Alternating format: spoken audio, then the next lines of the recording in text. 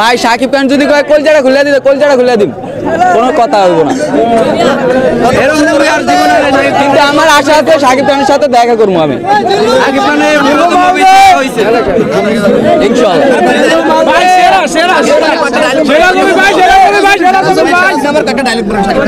ভাই। অনেকগুলো এমন মাথায় এগুলো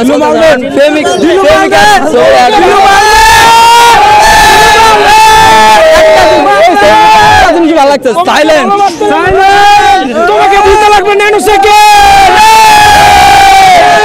ভাই রিলেশন করছি কিন্তু খুব কষ্ট লাগতেছে এখনো, কিন্তু ভাই এখনো ছাইড়া দেয় নেই।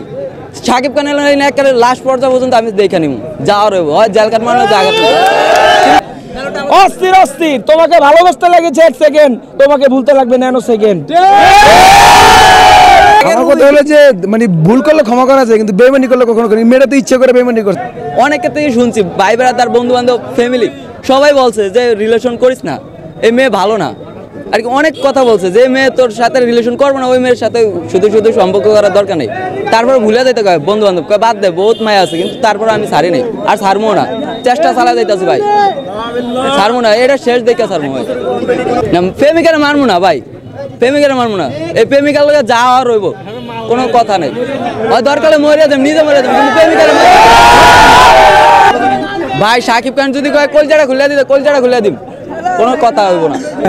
আমার যদি হয় তো আমি এরকম করবো, একদম বলে দিব। বস প্রতি বছরে আমাকে অনেক কষ্ট করে একটা হইলো ছবি উপহার দেয়, আর আমি শাকিব খানের ফুল একের বিগ ফ্যান। শাকিব খানের মানে অল 1 নাম্বার। শাকিব খান বাংলাদেশের লোক সব কিছু করতে পারে, আর প্রতি বছর আমাকে একটা করে উপহার দিতে আছে।